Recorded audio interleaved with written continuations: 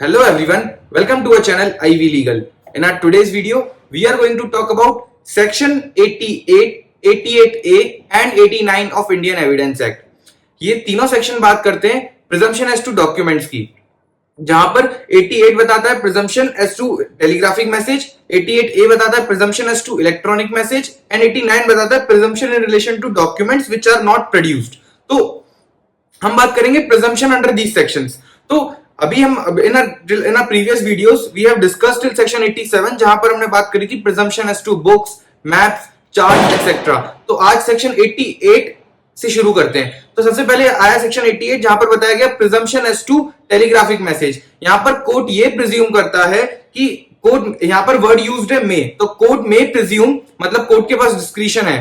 तो court may presume that the message delivered to the addressee matches with the message handed over to the post office. तो basically यहां पर जो message post office पे hand over किया गया है वही सेम मैसेज एड्रेसी को डिलीवर हुआ था. This is something which court will presume. Now also apart from this court may presume that the message was meant for the person purported to be delivered. जिस person को ये message deliver होना था ये message उसी को deliver हुआ है. This is something which court may presume. यहां पर कोर्ट ये प्रिज्यूम करेगा पहली चीज कि जो मैसेज भेजा गया है एड्रेसी को वो मैच करता है with the message which was handed over to the post office, and जिस पर्सन को ये भेजा गया है उसी पर्सन को ये मैसेज जाना था. These two things will be presumed by the court. और कोर्ट यहां पर वर्ड क्या है मे, तो court may presume these two things. अब हम बात करते हैं कि जो ओरिजिनेटर है, बेसिकली जो सेंडर है, the court will not presume, court shall not make any presumption with regards to the sender of the message, क्योंकि सेंडर यहां पर कोई भी हो सकता है. So basically telegraphic message can be sent by any unauthorised person also. तो क्योंकि वो अनऑथराइज्ड पर्सन के थ्रू भी भेजा जा सकता है, इसीलिए in these cases the court will not presume, court shall not make a presumption of as to the sender of the message. तो सेंडर का यहां पर कोई प्रिजम्पशन नहीं दिया जाएगा कि यही सेंडर था. प्रिजम्पशन सिर्फ दो बातों का है. पहला कि जिस पर्सन, जो मैसेज टेलीग्राफिक मैसेज जो एड्रेसी को भेजा गया है वो मैच करता है with the message which was handed over to the post office. दूसरा कि the person to whom the message was sent was purported to be delivered to that person itself.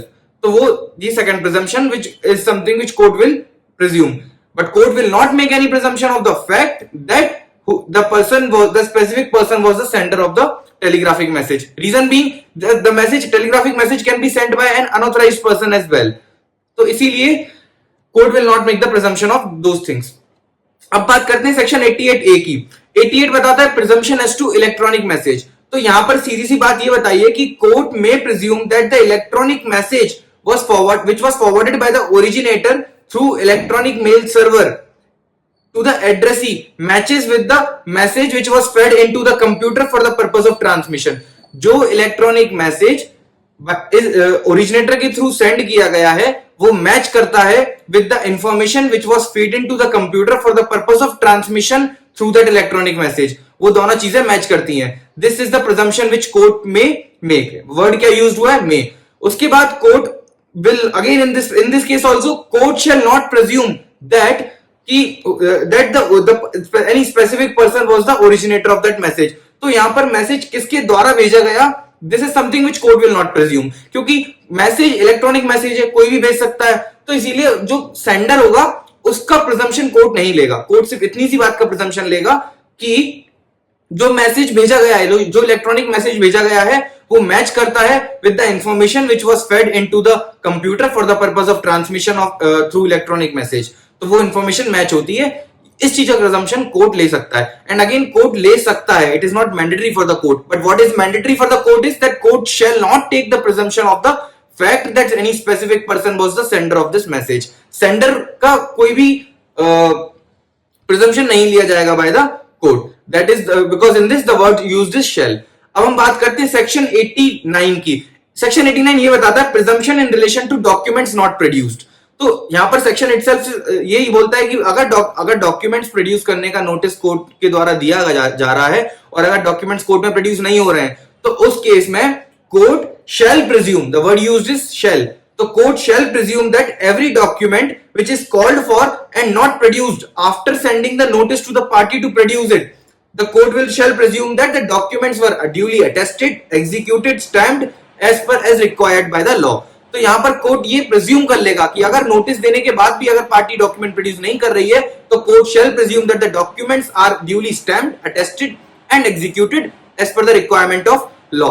तो ये बात करता है presumption as to documents which are not produced even after sending the notice by the court. ये section 89. Section 88 था presumption as to telegraphic message. Section 88A था presumption as to electronic message और section 89 है presumption as to documents which are not produced before the court. अब हम मिलेंगे अगली video में जहां हम बात करेंगे सेक्शन 90 की, सेक्शन 90 और सेक्शन 91 की. Also we will talk about section 90A. So till the time bye bye, take care. अगर आपको वीडियो पसंद आई then don't forget to subscribe our channel and hit the bell icon for regular updates and don't forget to like our videos. Thank you.